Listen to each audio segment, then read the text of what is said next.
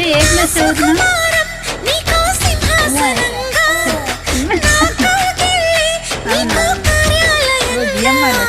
నీ నయగారం నాకో ధనగారంగా ఈ సరసాలే ఇంకో సామ్రాజ్యం అవగా